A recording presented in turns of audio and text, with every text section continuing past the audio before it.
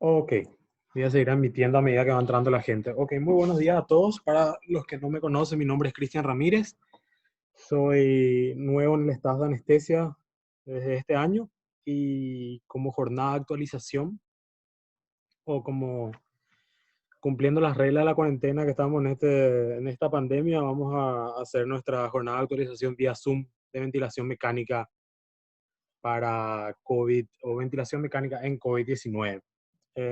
Realmente hay muchísima información en Internet sobre ventilación mecánica en general en sí, ventilación mecánica para pacientes con COVID. Lo que yo intenté hacer y traerles a ustedes hoy con esta charla es ver las pautas internacionales y ver qué hacen los otros países, si hay algo que más o menos sea algo común en todos los países.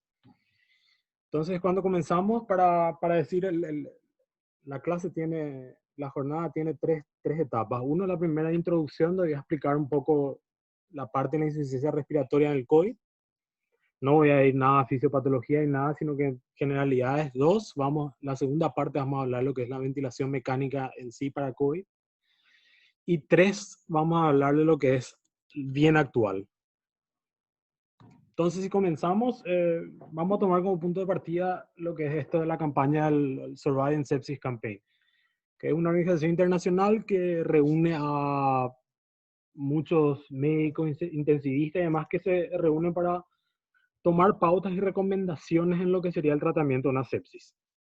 Y esto ya viene hace muchos años y ellos ponen pautas y recomendaciones así sobre cada punto: analgesia, sedación, nutrición, ventilación mecánica, destete y todos los puntos. Entonces lo que ellos hicieron, y fue publicado el 28 de marzo del 2020, fue de que hicieron una guía en el manejo de los pacientes críticos con coronavirus, porque al fin y al cabo, como salieron las publicaciones de Wuhan, de China, el 80% asintomático, 15% necesita internación, 5% necesita un cuidado crítico. De esos pacientes que cuidan un cuidado crítico, la enfermedad va como una sepsis severa, un shock séptico o una falla multiorgánica. Y esta fue una publicación bastante interesante que puso punto por punto.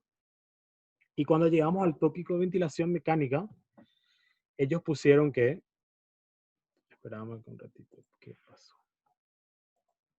Ahí está.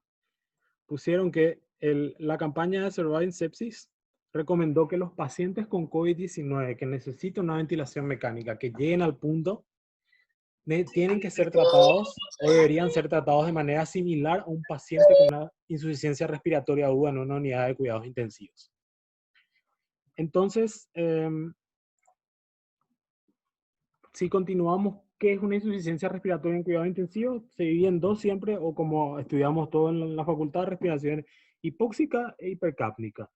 Para el COVID-19 tenemos que es la hipóxica la que va para nosotros, y si nosotros tomamos todos los libros de terapia intensiva y vemos cuál es el tema de insuficiencia respiratoria aguda hipóxica, siempre va a salir en relación a esta publicación, que es del año 2012, bueno, ya tiempo atrás, pero es la más importante, el 2012, donde Ranier y colaboradores hicieron lo que se conoce como, en las siglas en inglés, ARDS, o Acute Respiratory Distress Syndrome, o el síndrome de estrés respiratorio agudo, en donde definieron que el síndrome de estrés respiratorio agudo es un síndrome agudo, rápidamente progresivo, que se caracteriza por una hipoxemia severa, que tiene múltiples causas, y en el 2000, ya en el 99, dentro de las causas de sepsis, en Europa, estos países de Suecia, Dinamarca, Islandia, hicieron ¿cómo se dice? Un porcentaje de las causas, y se dieron cuenta que la sepsis y la neumonía son las dos principales causas del síndrome de estrés respiratorio agudo.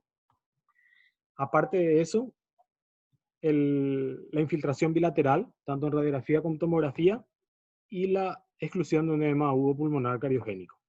Entonces, todas estas características, lo que en el 2012, en la publicación se definió como la definición de Berlín para el síndrome de estrés respiratorio agudo en el 2012.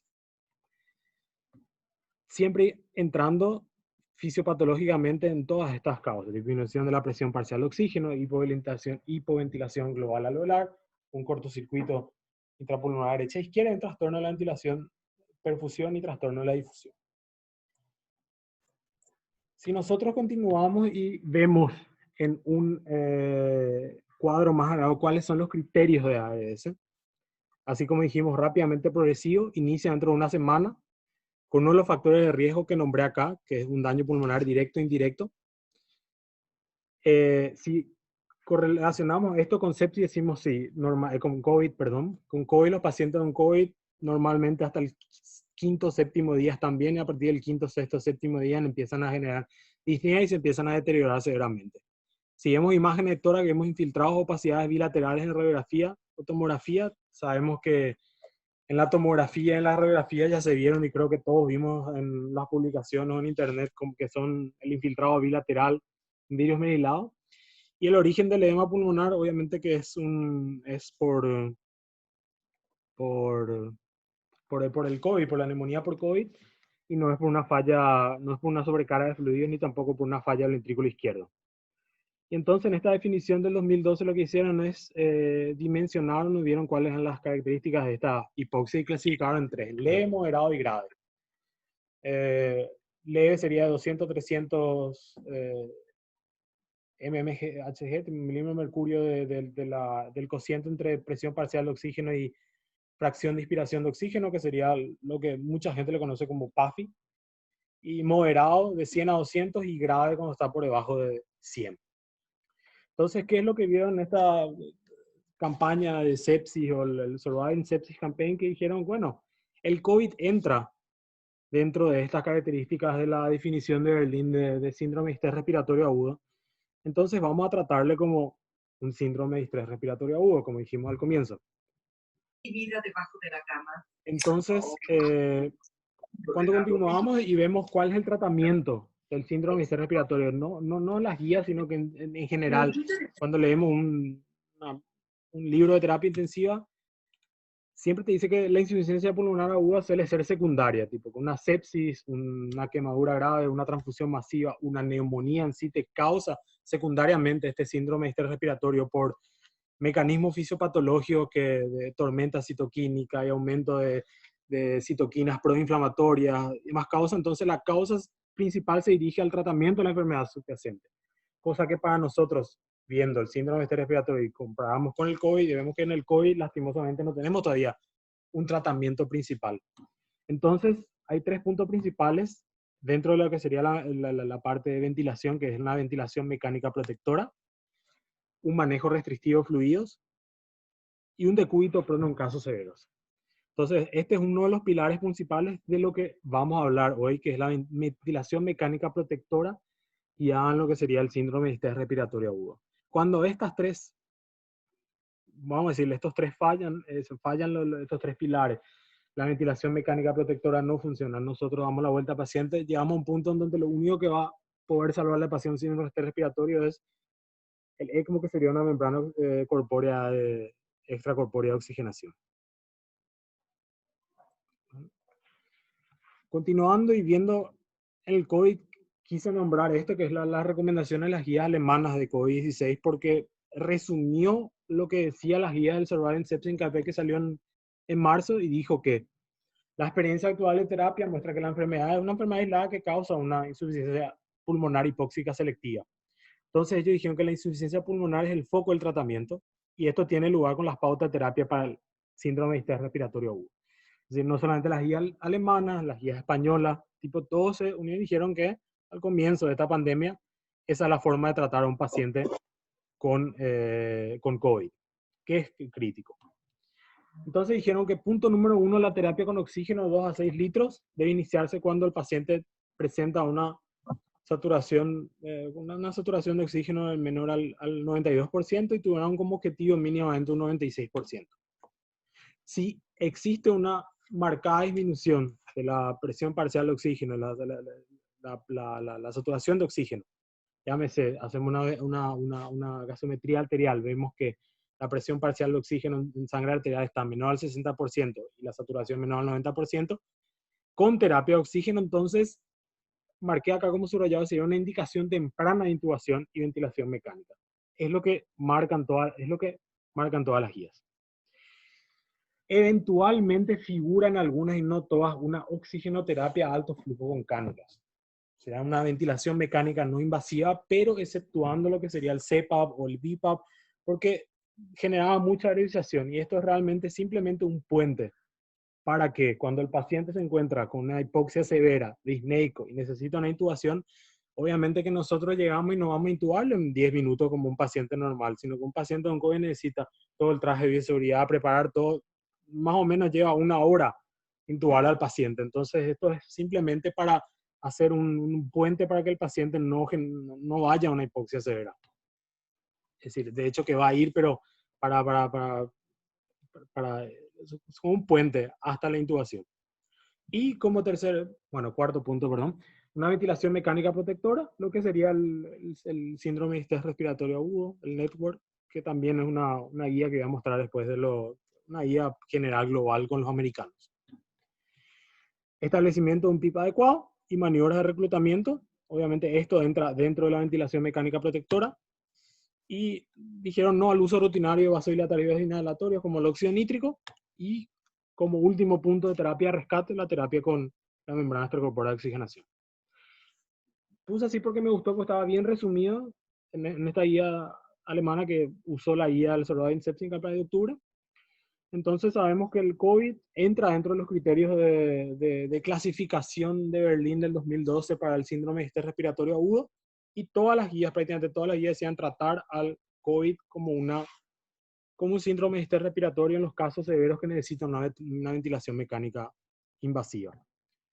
Entonces, cuando comenzamos, vamos a ver la estrategia de ventilación pulmonar protectora, que es el pilar que hablamos, uno de los pilares. Y cuando comenzamos a hablar sobre eso, vamos a desglosar punto por punto cuáles son los parámetros que nosotros vamos a ir configurando dentro de un ventilador, un respirador. Normalmente todos los respiradores de terapia intensiva, tanto los alemanes, los americanos, los que vienen de China, los que se llegarían a usar en Paraguay, tienen como mínimo un volumen control, una presión control, algunos, es decir, no algunos, muchos tienen también un control de CPAP, un intermitente, otros más modernos, vamos a decirle, ya tienen ventilaciones más modernas como un BiPAP, APRV, pero hoy realmente no voy a hablar entre cuál de todos los modos es mejor, porque no existe, y creo lo que no va a haber la gente no creo que entre los americanos y los europeos se pongan de acuerdo qué modo ventilatorio es mejor que otro. Estados Unidos le encanta, por ejemplo, el volumen control, lo que sería el volumen control asistido controlado, que es el VSV-AC. Europa, prácticamente Alemania y Francia solamente utilizan el BiPAP. España, últimamente un compañero mío me dijo que están usando solamente APRV corta, y entonces no hay un consenso y no hay una guía. Y no hay tampoco un estudio que diga cuál disminuye la mortalidad. Por eso voy a tomar ese punto como que hoy no vamos a hablar sobre las distintas modalidades, sino que vamos a hablar de cómo generar una ventilación mecánica protectora independientemente del modo ventilatorio. Y al comenzar, primer punto que vamos a tocar es el del volumen corriente. El volumen corriente que todos conocemos, que sea por volumen controlado o presión controlada. Existe un estudio en el año 2000 que hizo una comparativa y puso a pacientes con síndrome de estrés respiratorio y les ventiló, por un lado, con un volumen tidal de 12 ml kilogramo peso, y por el otro lado con 6 ml kilogramo peso. ¿Qué se vio la diferencia entre los dos? Que los que estaban ventilados por 6 tenían una alta disminución mucha disminución de mortalidad, creo que 45 al 30%. Y aparte de eso, ellos midieron en sangre lo que sería las interleuquinas proinflamatorias, y vieron que la interleuquina 6 y la 8 había una alta disminución en plasma, lo que traducieron a una disminución de la letalidad. Y lo que se dio cuenta de que que ventilar con volúmenes menores genera menor sobrecarga, menor inflamación al pulmón, lo que se traduce, como dije, en una disminución de la letalidad. Entonces, de acuerdo a estas pautas y uniendo otra vez en lo que sería el síndrome de estrés respiratorio de la Convención de Berlín del 2012, de las publicaciones, se dio cuenta de que con base a la experiencia del daño pulmonar en pacientes ventilados a largo plazo, con alto volumen en comparación con bajo, se recomienda que, como siempre digo, se recomienda, porque esto está todo basado en lo que al comienzo de la primera diapositiva, que era la campaña de sepsis a nivel global, ellos siempre recomiendan que una ventilación mecánica se inicie con 6 ml kilogramos de peso ideal. Ese es el primer punto que disminuye la mortalidad en un síndrome de distrés respiratorio agudo. ¿Cuál es el peso ideal? Hay miles y miles de fórmulas. Esta es una de las fórmulas que más aparecen en los libros. Pero normalmente, solamente a modo de comentar, a modo de experiencia, en una terapia intensiva que yo trabajé, normalmente teníamos este cuadro y se hacía como un papelito, se le plastificaba y esta misma cuadrícula o esta misma tabla estaba colgado o pegado por cada ventilador respirador de la terapia intensiva. Entonces, venía el paciente, vos le intubás y básicamente mirás la tabla y ves dónde está la estatura de tu paciente, cuánto pesa, si es hombre o mujer, y tenés de 4 a 6 ml. Les voy a explicar por qué el 4, pero acá tenés tu primera pauta de inicio. Probablemente en Paraguay estemos hombres por esta zona, mujeres por esta zona, un poco más menor estatura, y vamos allá a tomarle hombre 1,70 m, 66 kilos sería su peso ideal, 396 en caso de que hablemos de que el paciente tiene como un diagnóstico de síndrome respiratorio. Ok. Entonces esa es la tabla simplemente para mostrar de lo que sería el peso ideal. Continuamos. Sí, perdón. Segundo punto, hablamos, primero era el volumen corriente, volumen tidal, segundo punto, presión de meseta. Cuando hablamos de presión de meseta, acá puse un gráfico, esta es curva de presión, curva de flujo, inspiración, expiración, aumenta la curva de presión, llega a la presión máxima, disminuye, hay una pequeña pausa expiratoria y este punto de acá es la meseta, la presión de meseta. Durante la fase meseta en esta fase, entre la presión y la fase meseta es donde el gas inspirado es distribuido entre los alveolos. Y en condiciones estáticas, llámese durante una fase inspiratoria donde no hay flujo durante 0,5 segundos, la presión de meseta al final es lo que sería correspondiente a la presión alveolar inspiratoria final. Después de eso cae la presión, llega al punto final de la expiración donde llamaríamos después el PIP. ¿Qué pasa? Esta presión de meseta es la responsable del posible daño pulmonar relacionado con el ventilador y representa poner un parámetro clave para la ventilación protectora. Entonces, para evitar el barotrauma, se debe evitar una presión de meseta mayor a 30. Y esto es lo que ya mucho antes, pero cité esta publicación de 2017 donde individualizaron esta ventilación mecánica y hicieron comparación con lo que sería el daño pulmonar asociado al ventilador. Y dijeron que obviamente evitar presiones de meseta o de platón mayores a 30 e incluyeron que por debajo de 4 ml de peso ideal ya no existe un aporte correcto a la ventilación pulmonar, por lo tanto no debe ventilarse sin un soporte pulmonar adicional. Por eso la tabla que vimos anteriormente estaba de 4 a 6. Menos de 4 no se recomienda ventilar, 6 sería el inicio. Entonces, este es nuestro segundo punto. Vimos que el volumen corriente tenemos que comenzar a ventilar el 6 ml kilogramo peso, presión de meseta no mayor a 30.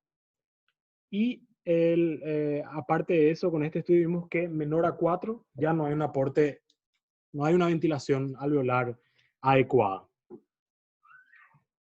Continuamos. Tercer punto, frecuencia respiratoria y relación inspiración-expiración.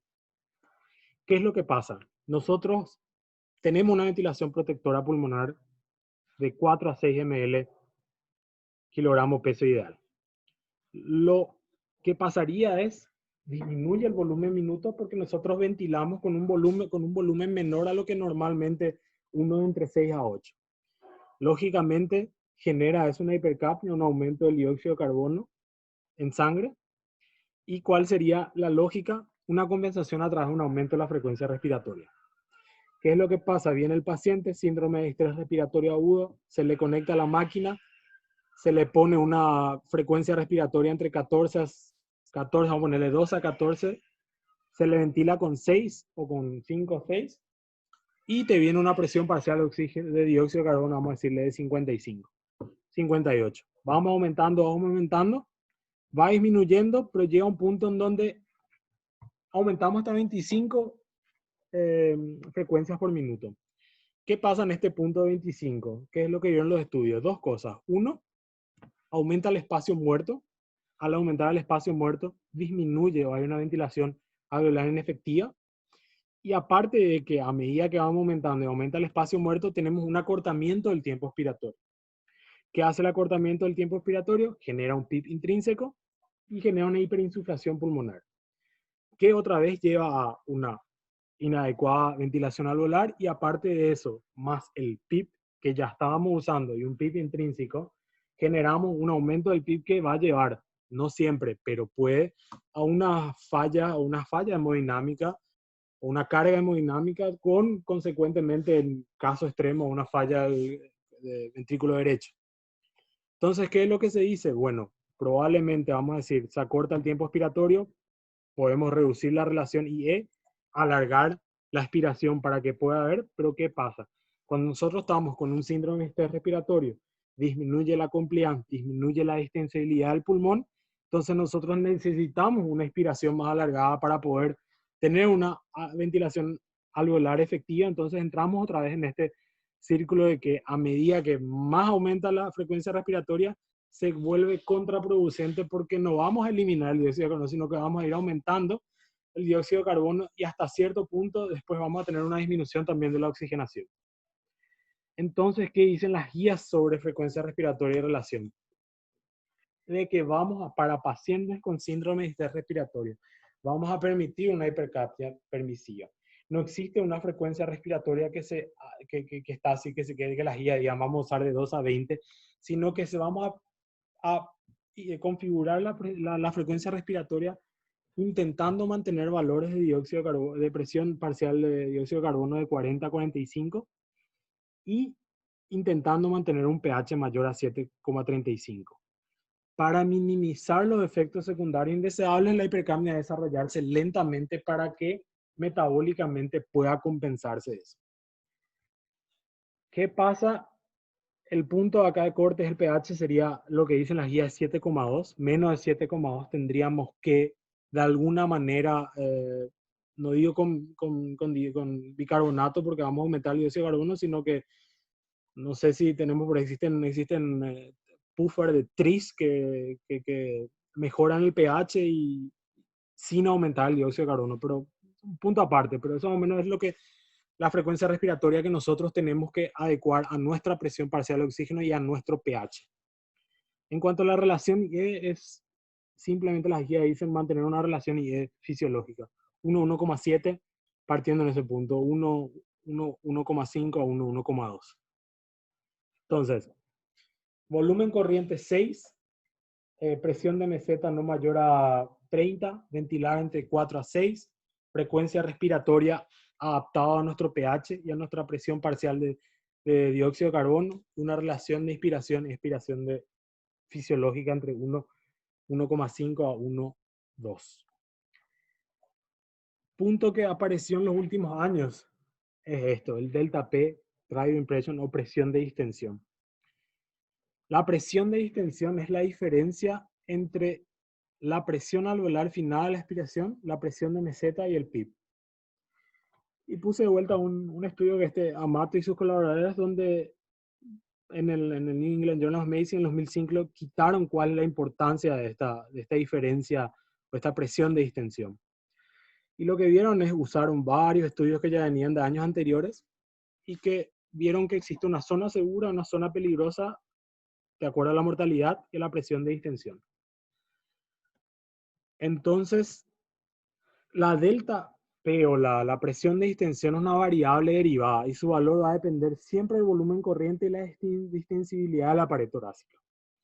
Entonces, lo que ellos dijeron es cuando menor sea la distensibilidad pulmonar para síndrome de estrés respiratorio grave, es decir, menor es la compliance del pulmón, menor será la amplitud del volumen tidal y la presión para minimizar el daño pulmonar. Entonces vamos a poner punto de partida de que si viene un paciente que tiene no sé, 1,75 m, 80 m, necesita 500 ml para ventilar, tiene una compliance de 50. Entonces, él, vamos a decir de que comenzamos a ventilar con un PIP de 5. 500 dividido una compliance normal de 50, él necesita una delta P, una diferencia de presión de 10. Entonces, básicamente, él va a estar entre un PIP de 5 con una presión de meseta o una presión que nos dice el ventilador de 15 a 16. Porque tiene una buena distensibilidad y es fácil romper la resistencia de acuerdo a la distensibilidad del pulmón. Y entonces se encuentra él con entre 10 a 15 de esa diferencia de presión con PIP en una zona segura. Entonces, ¿qué pasa en el síndrome de estrés respiratorio y qué pasa? Siempre cuando hablamos de síndrome de estrés respiratorio hablamos de que los pacientes con COVID son tratados de esa manera porque entra dentro de la clasificación, aumenta la compliance, es decir, disminuye la compliance, hay un edema agudo, existe un edema intersticial, edema intraalveolar, se necesita más presión para vencer eso, para poder ventilar al paciente. Entonces nosotros entramos en una zona peligrosa. ¿Por qué? Porque si esta compliance, como dijimos, 550 es 10 y nosotros la compliance baja a 20, sería 500 dividido 20, entramos en 25 de delta P, es decir, ya entramos en una zona mucho más peligrosa, es decir, vamos a necesitar, con una PIP de 5, vamos a necesitar aproximadamente una presión de 30, entonces ya estamos entrando en una zona peligrosa. Porque el punto de corta, vamos a decirle, es 15 y 20. Normalmente, tanto en anestesia o en cualquier lugar, no se debería ventilar con una presión delta, una presión de más de 20, y en síndrome de estrés respiratorio nuestro corte es 15 centímetros de agua. Volumen corriente de 6, presión de meseta no mayor a 30, ventilar entre 4 a 6, frecuencia respiratoria de acuerdo al pH, dióxido de carbono, delta P o presión de distensión no mayor a 15. Parámetro PIP.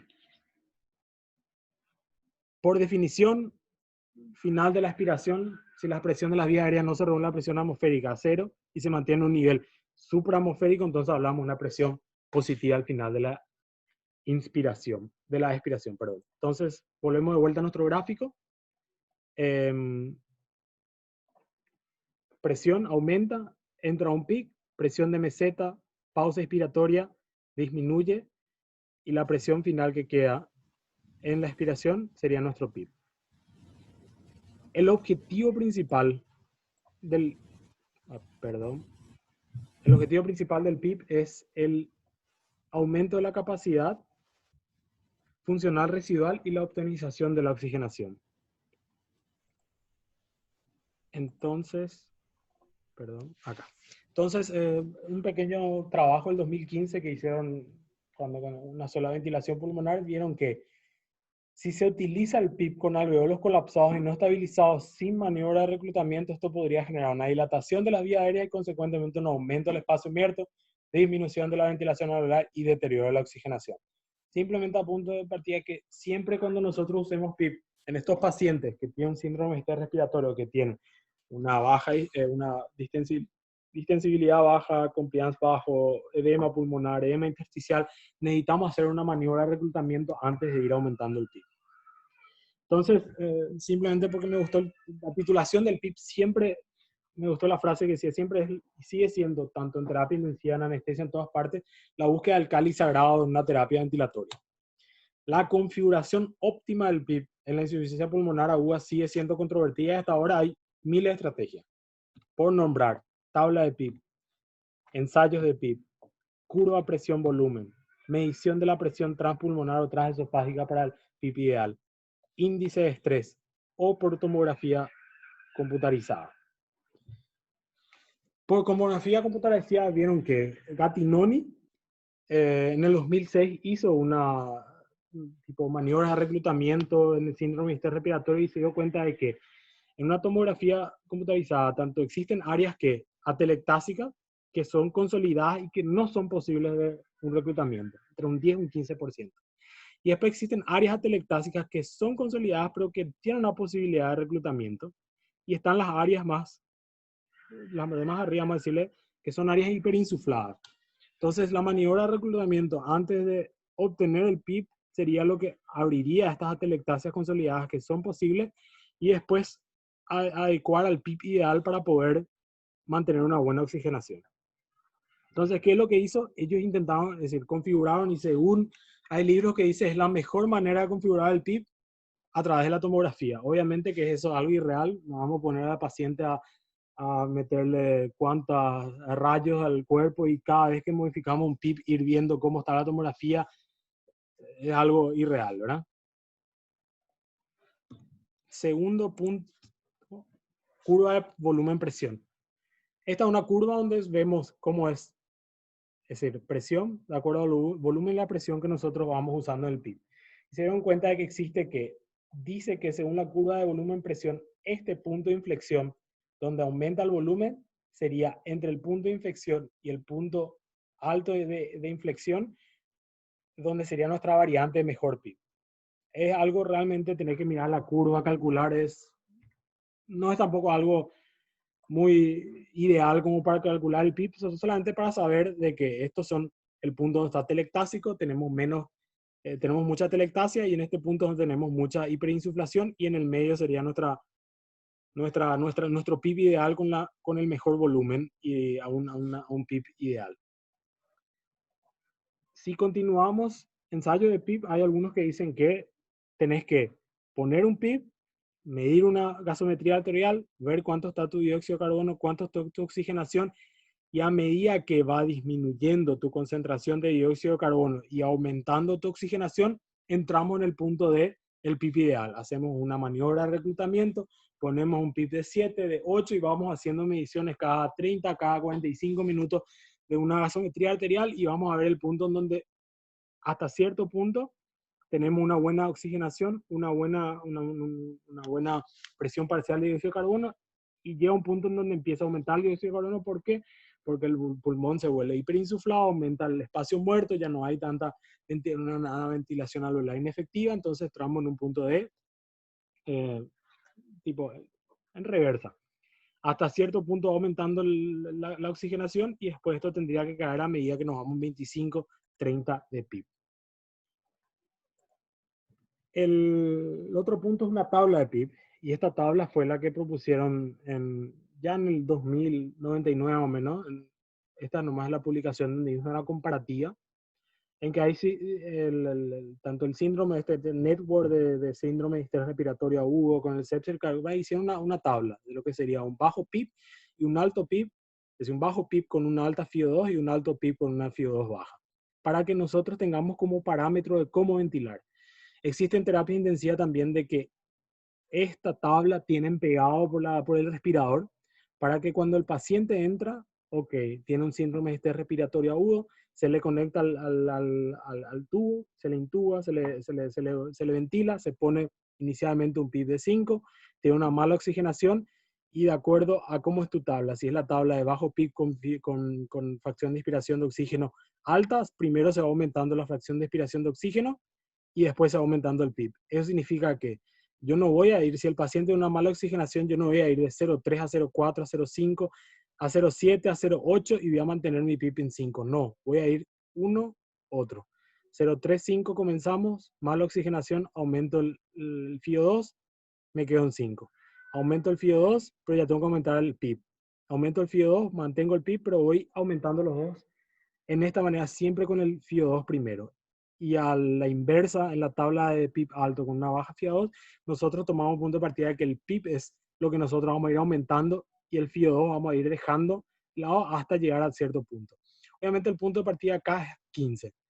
El PIB de 15 sería un punto donde más de 15 ya tendríamos que, así como dije al comienzo, por tomografía, por presión transpulmonar o transesofágica, porque ya cambios hemodinámicos, cambios ya muy de la oxigenación y la decarbonización donde ya entramos en otra área.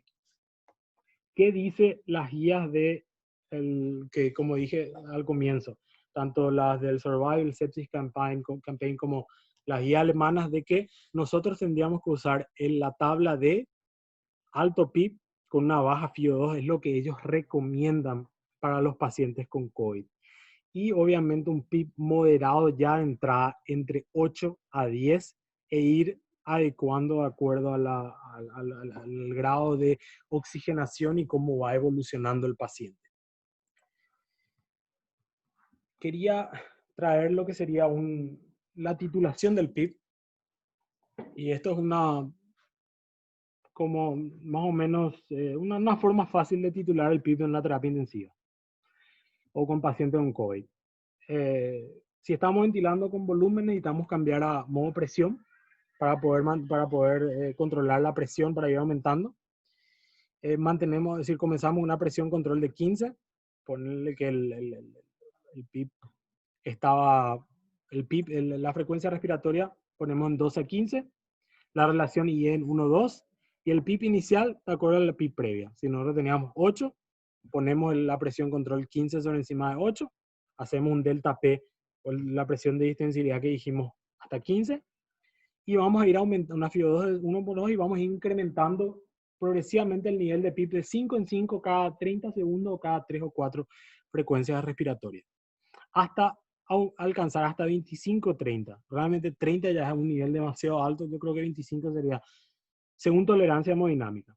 Y en el último paso lo que hacemos es mantener durante 2 minutos esa PIB de 15 con una presión de apertura o presión de meseta de, estamos hablando de 15, nuestro delta P sería 40-45.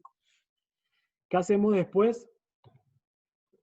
Se ajustarán los parámetros ventilatorios que el paciente tenía antes de comenzar la maniobra, excepto por el nivel de PIB. Nosotros bajamos el PIB a 18 y vamos a hacer un descenso progresivo del PIB de 2 en 2. Es decir, vamos a descender acá. Estábamos haciendo, este era nuestro reclutamiento, vamos a llamarle durante 2 o 3 minutos. Bajamos el PIB a 18, mantenemos esto durante 2 a 3 minutos y vamos a ir bajando de 2 en 2 hasta encontrar el nivel óptimo que sería es decir, sería el nivel de PIB donde nosotros tengamos una menor presión, una menor distensibilidad o compliance con un mejor volumen corriente. Normalmente los respiradores modernos de terapia intensiva te marcan, es decir, ellos calculan la distensibilidad o la compliance y vos vas a ir viendo de que a medida que vas bajando, vamos a llamarle que en este punto teníamos un volumen corriente de 300, 400, 500 y acá vuelvo a bajar 400, 300, 200, 100. Entonces nosotros 500 en esta parte teníamos el mejor PIB porque a medida que vamos bajando disminuye el volumen corriente porque tenemos menor presión, el PIB es muy bajo, genera telectasia y a medida que vamos más hacia arriba generamos una hiperinsuflación, entonces disminuye también el volumen corriente porque va disminuyendo también la compliance. Entonces eso realmente es medio abstracto que yo le esté demostrando así. Sería mucho mejor si nosotros tenemos, no sé, qué sé yo, lastimosamente que un chanchito que esté ventilado donde nosotros podamos titular el PIB y ver con parámetros ventilatorios reales. Pero a modo de idea cómo se calcula el PIB. Entonces, esos son los parámetros principales que vimos, que son los parámetros que en todas las tablas de síndrome de distrés respiratorio agudo, que en todas las tablas, en todas partes, en todos los libros van a encontrar. Volumen corriente de 6, presión de meseta no mayor a 30, volumen de 4 a 6, frecuencia respiratoria de acuerdo a los parámetros que dijimos que una hipercapnia pernicida de 40-45, un pH menor a 35, una presión de distensibilidad en la zona segura de aproximadamente, es decir, menor o igual a 15, entre la diferencia de la presión de meseta del PIB, un PIB ideal que es realmente difícil de determinar, pero hay distintas formas, y definir parámetros individualmente para el tratamiento del COVID. Normalmente las guías dicen que se aceptan en los pacientes severos que tienen ya un síndrome de estrés respiratorio agudo muy severo, una presión parcial de oxígeno de 60-80, una presión parcial de dióxido de carbono entre 40-45, un pH mayor a 7,35. Resumiendo lo que vimos, el volumen tidal, la presión de meseta, el PIB, una saturación mayor a 90, un peso ideal y la tabla de PIB alta. Esto es lo principal que tenemos que saber.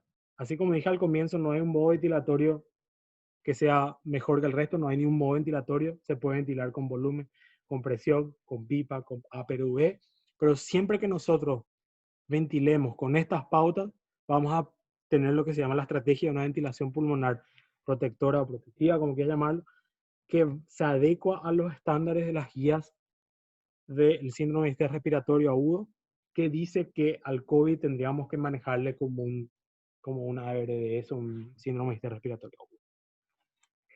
Si era una semana atrás, un viernes pasado, probablemente la clase terminaba acá. Pero, ¿qué pasó? El 14 de abril y el 20 de abril vino este italiano que trabaja en Alemania, este Luciano Battinotti, que ya viene trabajando en lo que sería ventilación mecánica del año 84-86, trabajó mucho en membrana extracorpórea. Él dijo, manejo el COVID-19, pero diferentes tratamientos respiratorios. Y realmente revolucionó un poco en el sentido de que dijo de esta manera: la hipoxemia severa a menudo se asocia con una complicancia del sistema respiratorio casi normal. Es decir, él dijo que en el norte de Italia se vieron pacientes que venían con una hipoxia severa, pero que mantenían una distensibilidad, una compliance normal. Si nosotros veíamos las tomografías anteriores, veíamos que las tomografías tenían una compliance muy baja, eran se infiltrado bipulmonar severo, típico de un síndrome de estrés respiratorio agudo, y él dijo, no, más del 50% de los 50 pacientes que él vio en el norte de Italia tenían una compliance casi normal, que no se ve en el síndrome de estrés respiratorio agudo y se presentan de manera muy diferente. Existen pacientes que se presentan con una respiración normal con hipoxemia silenciosa o notablemente disneica, bastante sensible al óxido nítrico no, profundamente hipercápnico no y sensible al prono no. Eran pacientes que llegaban a la urgencia por fiebre, tos, tenían un diagnóstico de COVID, se le hacía una gasometría, se veía tenía una hipoxemia severa, pero el paciente hablaba normal, no estaba disneico, entonces es lo que llamó hipoxemia silenciosa. Dividió al COVID en dos fenotipos, el fenotipo L y el fenotipo H. El fenotipo L, por sus siglas en inglés de low, de bajo, tenía una baja elasticidad, es decir, una compliance normal, una baja relación ventilación-perfusión, porque no tenía todavía, está normal. Tenía un bajo peso pulmonar medido en tomografía y tenía una baja capacidad de reclutamiento pulmonar. ¿Por qué? Porque si vemos la tomografía, él no tenía todavía un pulmón pesado, él no tenía un edema pulmonar, él no tenía tantas atelectasis y todavía no tenía un pulmón insuflado. Pero que se hacía una hipoxemia y tenía una hipoxemia severa que entra dentro de la clasificación de ARS severo, menos de 100. Pero el paciente no estaba disnéico, no estaba, hablaba contigo, vamos a decirlo, normal. Entonces, él lo que dijo es, patofisiológicamente esta hipoxemia severa se explica mejor por una pérdida de la regulación de la perfusión y por la pérdida de la vasoconstricción hipóxica en el pulmón del paciente que tiene este fenotipo L. Entonces, ¿qué es lo que dijo? Ok, pero también están los severos que tienen síndrome de estrés respiratorio. Entonces, él explicó la fisiopatología de la transición entre estos fenotipos y dijo que los pacientes de tipo L, que son de una hipoxia severa pero que están bien, pueden permanecer sin cambio durante un periodo y luego mejorar o empeorar.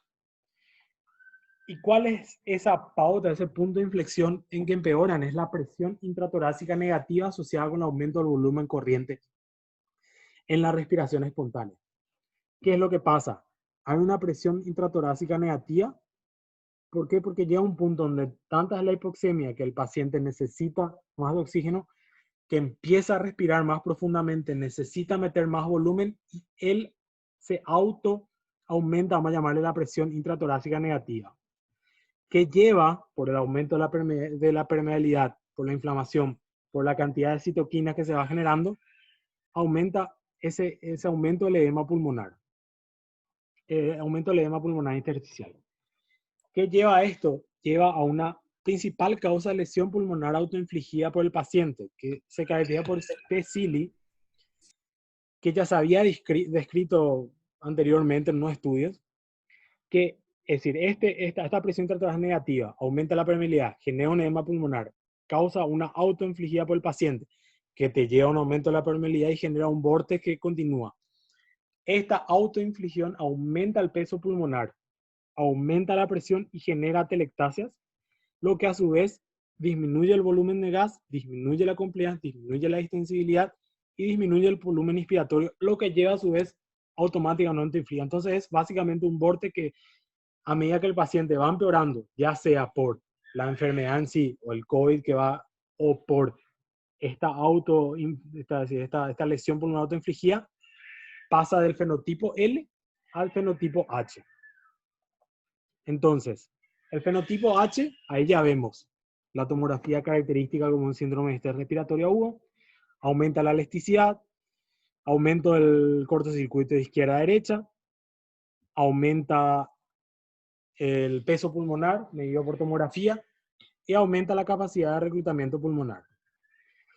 Entonces el fenotipo H sería el 20 al 30% de los pacientes que él vio en Italia, se ajusta completamente a los criterios severos del síndrome de estrés respiratorio agudo, una hipoxemia, infiltrado bilateral, disminución de la compliance, el sistema respiratorio, aumenta el peso pulmonar, posibilidad de reclutamiento, y dijo que, ¿cuál es el tratamiento respiratorio? El primer paso para revertir la hipoxemia es atraer el aumento de la FiO2 al fenotipo L, que responde bastante bien. Oxígeno.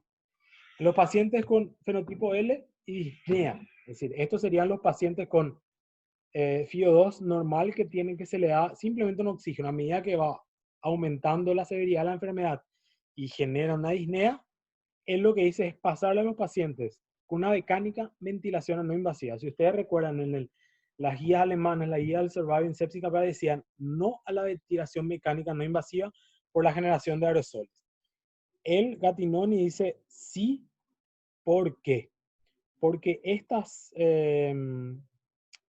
ventilación mecánica no invasiva es la que nos va a llevar a ayudarle al paciente a que, perdón, voy a volver al gráfico, a evitar de que cause esta lesión pulmonar autoinfligida, para que el paciente tenga un soporte ventilatorio no invasivo que no aumente su presión torácica negativa y que no aumente su esfuerzo respiratorio.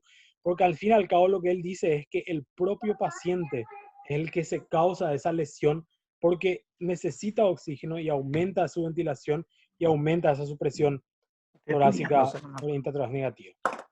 Entonces, él dijo oxigenoterapia con cánula de alto flujo, o máscara de cepa, o con presión positiva, o máscaras de VIP.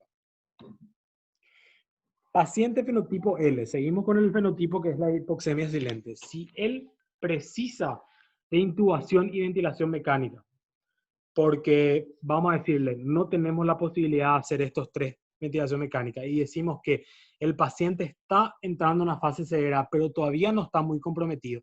Entonces se indica una intubación. ¿Para qué? Para ayudarle al paciente a ventilar, para que él no genere esa lesión o esa autolesión infligida. Y él que dijo, Gattinoni, que si el paciente tiene una presión parcial de dióxido de carbono elevado, ventilamos con volumen espiral de hasta 9, con un PIB moderado 8. Es decir, nada de lo que está relacionado a lo que hablamos hace un rato de lo que sería el tratamiento de la ventilación mecánica de síndrome de estrés respiratorio agudo. Entonces, aparte de eso, dijo que los pacientes que van al fenotipo H sí necesitan la ventilación mecánica protectora tipo síndrome de estrés respiratorio agudo, que es todo lo que hablamos del volumen corriente, de la frecuencia, de lo que estábamos hablando hace un rato. Entonces, para más o menos resumir, dos, intubación precoz e intubación tardía. Antes se decía, la justificación de una intubación precoz era la siguiente. El paciente tenía un rápido progreso y deterioro, sí, los pacientes con COVID, se indicaba una intubación precoz. ¿Por qué? Porque la intubación era electiva, más fácil, minimizaba la realización y estaba no permitido la ventilación mecánica invasiva. Entonces la consecuencia era parámetros ventilatorios en un pulmón seco, lesión pulmonar inducida por la ventilación mecánica. Es lo que dice Galinotti, no es lo que él propuso, el italiano. Intubación tardía, justificación. Lo que él propuso es un control no invasivo de la hipoxemia a través de una ventilación mecánica no invasiva, alto flujo, cepa, pipa. ¿Para qué? Para hacer un tratamiento contra ese esfuerzo respiratorio del paciente que te previene esta lesión autoinducida del paciente. La consecuencia, parámetros ventilatorios de un pulmón húmedo cuando hacemos una intubación tardía. Y acá tratar el pulmón seco, acá tratar el pulmón húmedo. Es decir, seco el fenotipo L, húmedo el fenotipo H. Entonces, si vas a intubar precozmente en COVID-19 o si vas a intubar tardíamente, tenés que saber. Si vas a intubar precozmente, conocer el fenotipo LH. ¿Por qué intubar precozmente? Porque por algún X motivo no tenemos la posibilidad de una ventilación mecánica no invasiva o el paciente, es decir, se ve que está progresando la enfermedad rápidamente.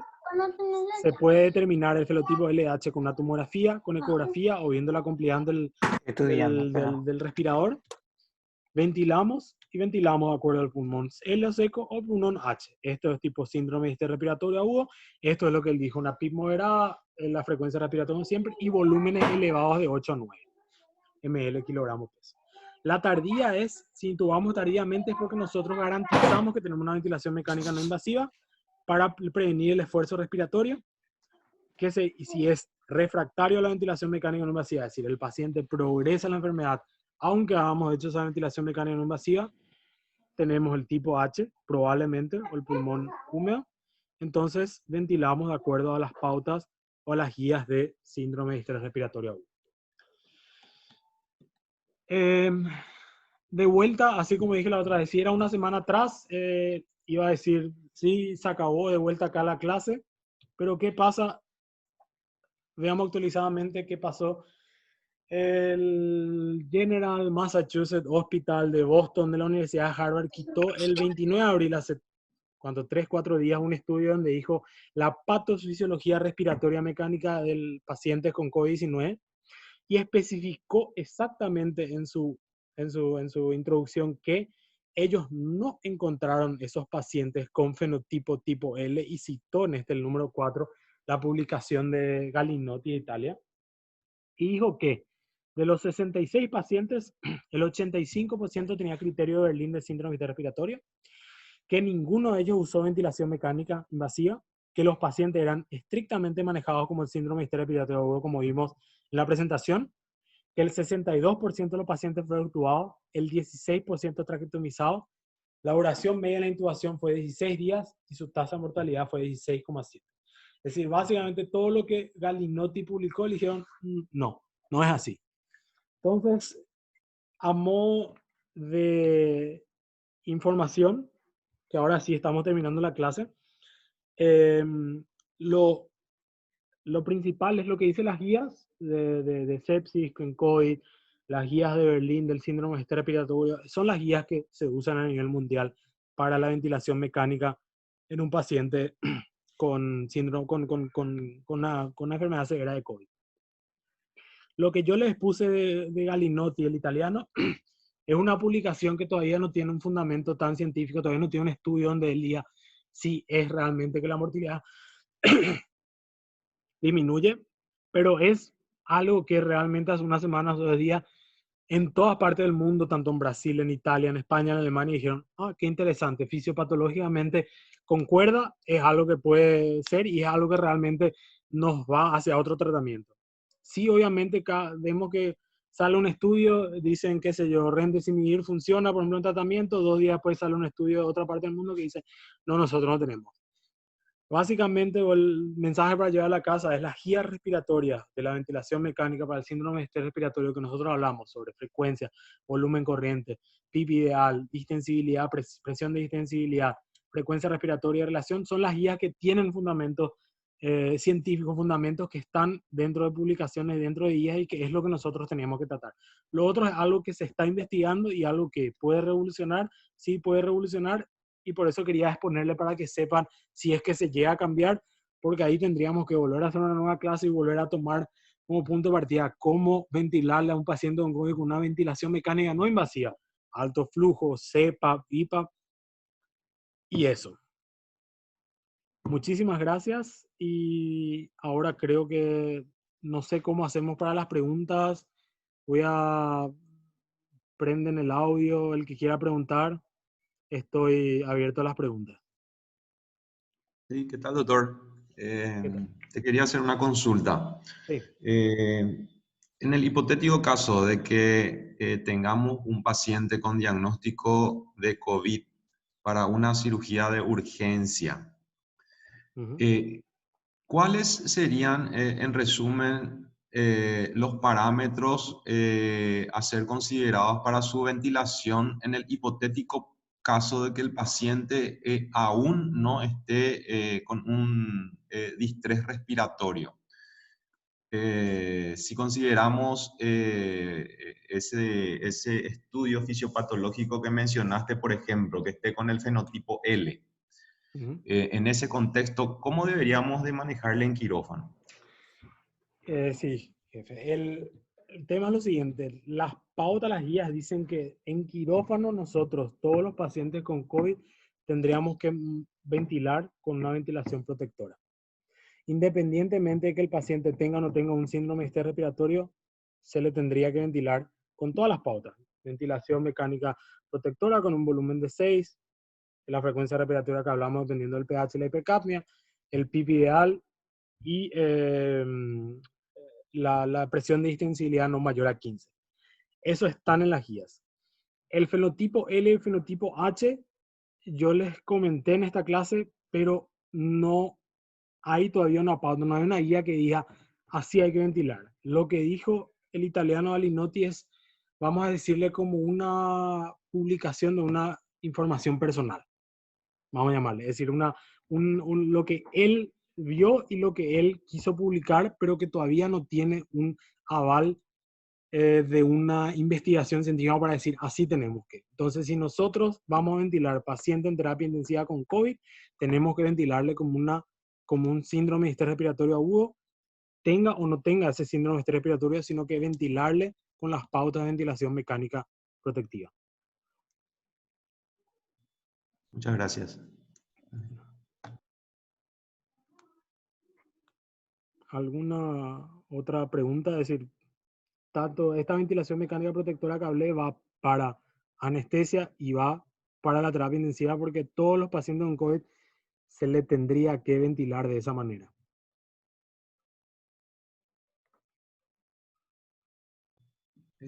Otro comentario, vamos de Sí, comentario nada más. sí. Hoy, entonces, si bien entendí, se sigue preconizando o se cambió el concepto y se da mucha importancia a lo que es la ventilación mecánica no invasiva previamente a los pacientes con COVID. Evitando una intubación precoz. ¿Es así? Eso es lo que propone Galinotti. Lo que él propone es una ventilación mecánica no invasiva para que los pacientes que se encuentran todavía en una fase hipóxica no tan severa no evolucionen a esa enfermedad severa de síndrome de estrés respiratorio agudo. Eso es lo que él le propone. Ahora, muchos países todavía no hacen eso. Es decir, si te doy un ejemplo, mi antigua terapia intensiva en Alemania no hace todavía ventilación mecánica no invasiva. Mi jefe de la terapia, mi ex jefe de la terapia intensiva allá, que hablé la semana pasada, sabe de lo que dijo italiano, pero todavía no hay ni una guía, entonces ellos siguen manejando con intubación precoz y manejo ventilatorio y mecánica no invasiva.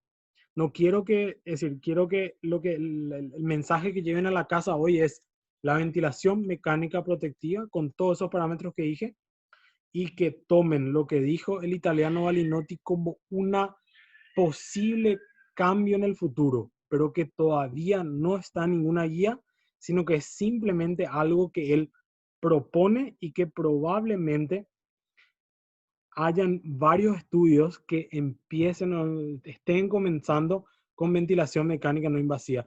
Según tengo entendido, hace 2 o 3 semanas había visto que hay como 301, 303 ensayos clínicos de todo tipo, medicamentosos, de dietas, de todo tipo de estilo con el COVID. Y dentro de eso había 2 estudios con ventilación mecánica no invasiva, llámese CEPA, VIPA, oxigenación de alto flujo, y también de Prono, pero que están todavía en estudio y que todavía no hay una base. Entonces, si nosotros decimos hoy mismo, 2 de mayo, ¿cómo vamos a tratarle al paciente? Vamos a tratarle como dicen las guías internacionales de sepsis, como dicen las guías vamos a intubarle precozmente, vamos a hacer una ventilación mecánica no invasiva, vamos a llevarla, el paciente tiene que ser anestesiado, se va a hacer como dicen las guías de intubación, cómo ventilarle mecánicamente con una ventilación mecánica protectora. 6 ml kilogramo peso, frecuencia respiratoria de acuerdo a la presión parcial de dióxido de carbono, presión de meseta no mayor a 30 y buscar el PIB ideal. Esos son los puntos que hay que hacer. Lo que dijo Balinotti, fenotipo H, fenotipo L, quiero que tengan a la par, quiero que tengan así como de costado, que sepan de que el 20 de abril vino vamos a decirle, es realmente famoso el italiano que viene trabajando hace años en eso, y es dentro de Europa una persona que si dice eso es, vamos a decirle, es por algo, pero que todavía no tiene un sustento como para decir, vamos a comenzar directo a hacer eso. Probablemente sí haya mucha gente, y sé, por ejemplo, que en Brasil, creo que en San Paulo también quieren comenzar con ese tema de la ventilación mecánica no invasiva, tipo ver con tomografía qué tipo, si es la hipoxia severa, no intentar no llegar a la intubación. ¿Por qué? Porque hay estudios que dicen que la ventilación mecánica invasiva de por sí tiene una alta mortalidad. Ese estudio que salió en Nueva York marcaba un 80 o un 85%. Por eso puse otra vez en la última diapositiva el que quitó en Boston, en Estados Unidos, el hospital de Harvard, que dijo, no, nosotros no vimos eso que dijo Balinotti, y nosotros le tratamos a todos nuestros pacientes, sea anestesia, terapia intensiva, le tratamos con ventilación mecánica protectora y tuvimos un 16% de mortalidad. Es decir, vamos a llamarle que no funciona a nosotros esa ventilación mecánica invasiva con una intubación precoz. Entonces, eso no quiero que salgan confundidos, que el punto principal de la clase era la ventilación mecánica protectora, pero a la par que existe alguien en Europa que quiere cambiar y existe gente en Estados Unidos que dice no, hay que tratar como síndrome de distrés respiratorio agudo. Sea donde sea, anestesia, terapia intensiva. Ya, muchas gracias. Okay. Tengo otra cortita, si es que alguien más no tiene alguna otra pregunta. Sí, en síntesis, con respecto al caso de la ventilación protectora, o sea, siempre tenemos que hacer en estos pacientes una maniobra de reclutamiento alveolar antes de iniciar la ventilación. Hay estudios que, vamos a poner lo siguiente, si nosotros tenemos un pulmón sano que no tiene atelectasias, realmente una maniobra de reclutamiento mucho no nos va a ayudar porque todos los alveolos están ventilados. Si este paciente de COVID entra y ya tiene, vamos a llamarle, el paciente que entra de COVID por una apendicitis, pero el paciente todavía está, vamos a llamarle 30, 28 años, joven, sin comorbilidades, que está en su casa porque no tiene ningún factor de riesgo, tiene un COVID positivo porque tuvo solamente tos seca, no generó fiebre, ningún motivo, entonces nosotros le metemos al paciente, le hacemos una inducción de anestesia y le ventilamos protectoramente. Probablemente ese paciente todavía no tenga un daño pulmonar severo como un síndrome de distrés respiratorio, no tenga todavía tanta atelectasia ni tampoco un pulmón comprometido como para decir necesitamos hacer una maniobra de reclutamiento para el PIB, porque probablemente a ese paciente nosotros no tengamos un problema de oxigenación, probablemente nosotros no tengamos, si hacemos una gasometría arterial, vamos a tener una presión parcial de oxígeno normal, entonces el paciente va a ser ventilado con una pauta de ventilación mecánica normal en anestesia, un PIB de 5, un PIB de 7. Entonces, básicamente a esos pacientes no hace falta un reclutamiento. Ahora, si nosotros tenemos en anestesia, en el quirófano, un paciente que viene de la terapia intensiva con un síndrome de distrés respiratorio agudo y se le opera por, no sé, X motivo, tiene un aumento del lactato, una acidosis séptica y los cirujanos generales quieren abrir el abdomen y ver si hay algo en el abdomen, vamos a decirle. Probablemente este paciente tenga ya un tratamiento con una ventilación mecánica protectora que probablemente no sería algo, pero no quiero equivocarme, pero en el traspaso del paciente entre la terapia hasta el quirófano, entre desconectar y no desconectar, el paciente va perdiendo el PIB que tenía y va generando de vuelta atelectasia. Entonces nosotros tendríamos que a estos pacientes severos sí hacer una maniobra de reclutamiento para aumentar de vuelta el PIB y llegar a ese PIB ideal que tenía la terapia intensiva o que ya tenía el PIB. Entonces, o capaz viene con ese PIB y nosotros una maniobra de reclutamiento para poder ventilar o abrir de vuelta todos los alveolos. Eso es más o menos la ventilación. Son distintos tipos de pacientes. Hay que individualizar de acuerdo al paciente que tenemos en quirófano. Muchas gracias, doctor.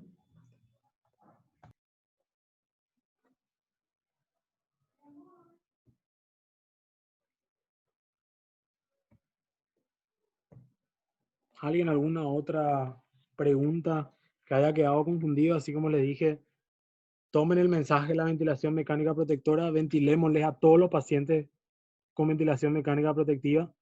No hace daño, al contrario, disminuye la mortalidad, disminuye el daño pulmonar infligido.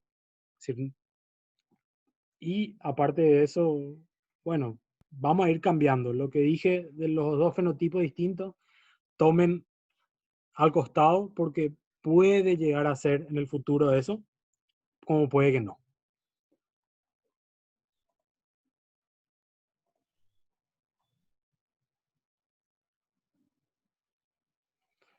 Preguntan por la extubación. La verdad que la extubación, dependiendo, si sería un paciente, así como dijimos, dos pacientes, el paciente de COVID que no tiene ningún tipo de... Disculpame, Natalia, ¿a qué te referís con con la extubación? ¿A qué tipo de... La extubación después de una Sí, anestesia normal? ¿qué tal, jefe? Los cuidados que Ok. tendríamos que tener al extubar en cuanto a todo lo que dijiste. En cuanto a la ventilación mecánica, ¿te referís? Sí, Realmente no hay, es decir, no hay ningún tipo de cuidado de ventilación mecánica protectora hasta el final, termina la cirugía y, es decir, elegantemente, creo que nuestros respiradores allá en clínica tienen lo que sería una presión de soporte hacia el final, es decir, espontanizarle al paciente, mantenerle con una presión de soporte, el PIB que manejamos y estubarle normalmente. No hay ningún tipo de, no, es decir, hablemos de los pacientes hablo del de 28 años que está en su casa sin nada y que viene para una apendicitis. Para el paciente que está en terapia intensiva con severo, vamos a decirle, le empaquetamos y le mandamos así de vuelta a la terapia intensiva. Pero con el paciente normal, realmente más que los cuidados de bioseguridad que vemos todo en todas partes, en cuanto a la ventilación, no hay nada distinto. Es decir, elegantemente dicen los libros que pasarle hacia el final con una ventilación soporte, es decir, pasarle al famoso CPAP o al PSB, en donde el paciente hace un pequeño flujo expiratorio, una pequeña presión, meterle una presión de soporte para que él hacia el final espontanice o en una manera espontánea sería lo más elegante, pero realmente no hay nada así más o concreto que yo le pueda decir de acuerdo a la extubación.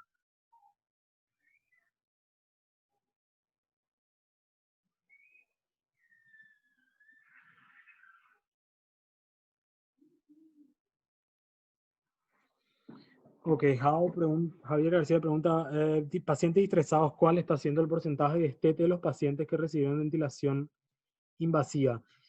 Y realmente es muy bajo en cuanto a los últimos estudios que salieron. En el estudio de Nueva York creo que era 80-84% la mortalidad. Entonces básicamente nos queda un 14% de los pacientes que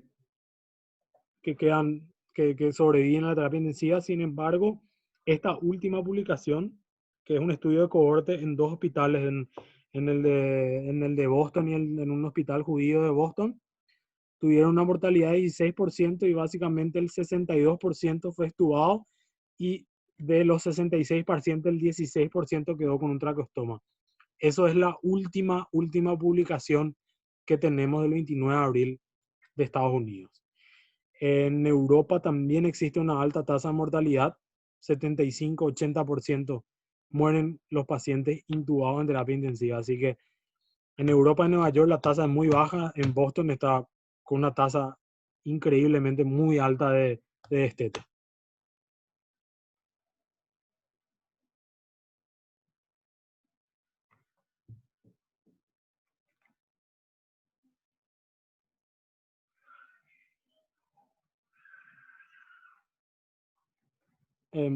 Quisiera preguntar simplemente si me digan si se entendió lo de la ventilación mecánica protectora o estuvo un poco, no sé, simplemente un feedback si es que entendieron cómo ventilarla al paciente, si se entendió cómo propuse la clase.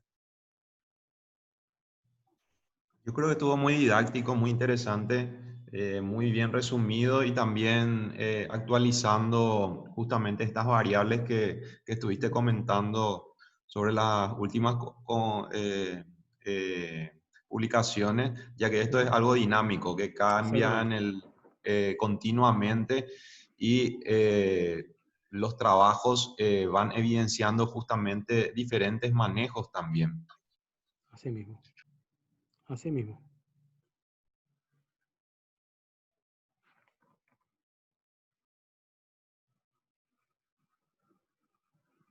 Y bueno, creo que si no hay ninguna otra pregunta, creo que vamos a dar la charla por terminada.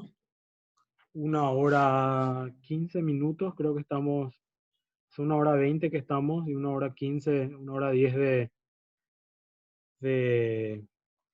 de esta clase. Si nadie tiene ninguna pregunta más, no sé cómo termina ahora. Cada uno sale, algo, no sé, jefe. eh, No, y desde ya agradecerte por por tu tiempo y por este resumen que nos diste, que va a ser de gran ayuda, creo yo, para todos. Ujú. Y bien, y decirte muchas gracias y un saludo para todos. Dale, gracias, muchísimas gracias y de vuelta feliz día al trabajador para todos ayer y espero que tengan un buen fin de semana. En teoría, el último fin de semana de cuarentena total. Veremos cómo nos va a partir del 4 de mayo. Muchísimas gracias y voy a dar por terminada la charla y voy a cerrar el Zoom.